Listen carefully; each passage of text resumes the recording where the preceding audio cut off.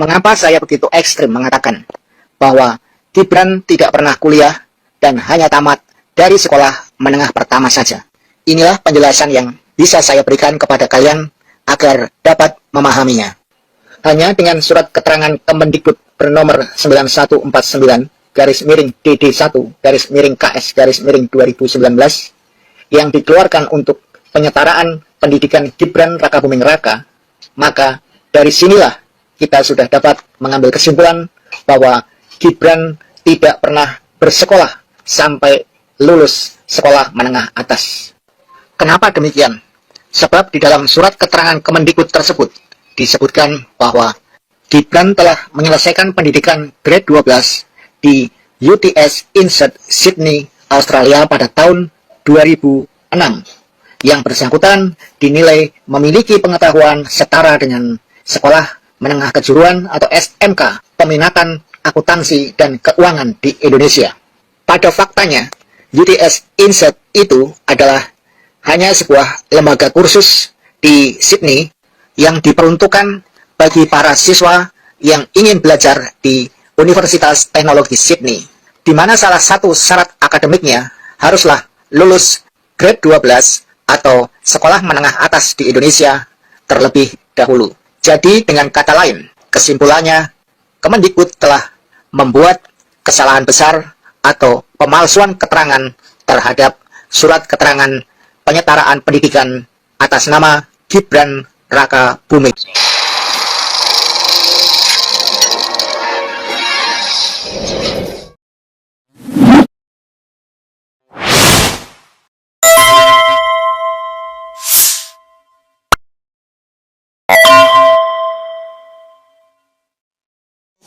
Assalamualaikum warahmatullahi wabarakatuh. Pemirsa, misteri pendidikan Gibran.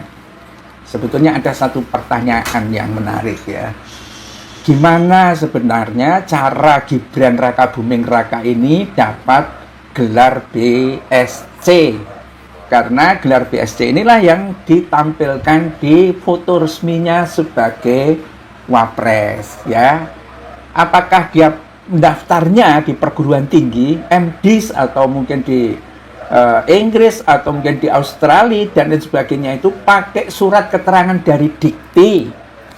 Ya, ini menjadi pertanyaan yang menarik. Karena apa?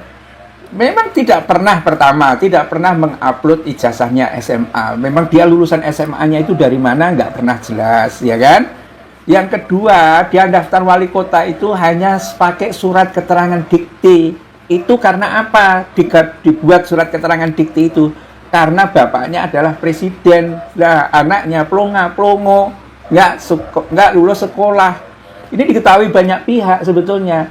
Pertama adalah di SMA Santa Yosef Solo, ya, nggak naik kelas, pindah sekolah di SMAK Kristen.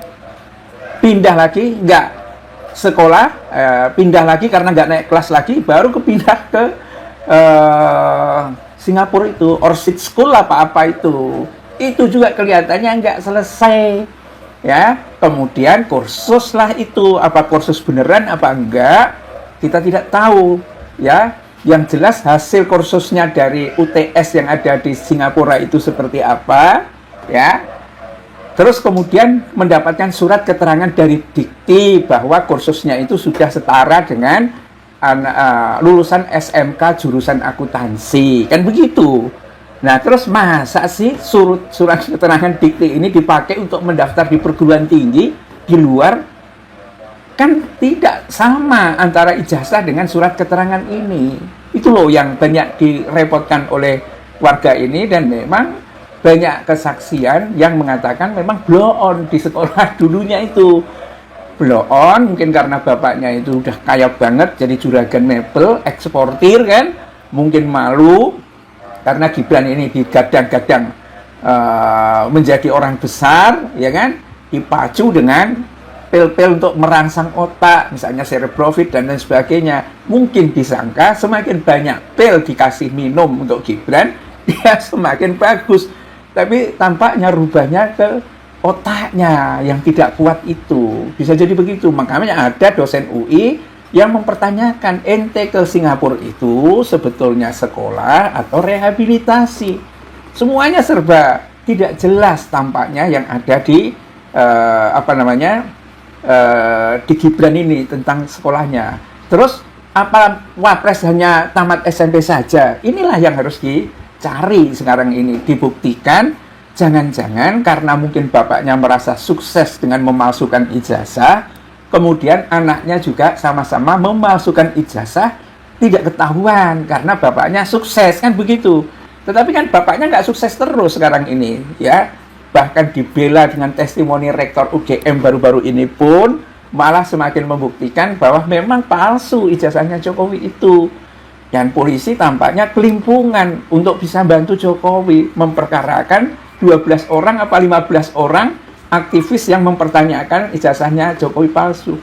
Lah Gibran ini kalau misalnya kemudian dalam investigasi ada orang-orang seperti Bambang Tri gitu menyelami gitu ya, sampai dia pendidikannya dicari di Singapura, di Orchid School itu seperti apa, kemudian yang di Australia itu seperti apa, dan banyak yang sudah menemukan, banyak yang sudah mencari itu, tetapi tidak menulis buku seperti buku investigasinya Bambang Tri itu, tidak ditemukan data gitu loh.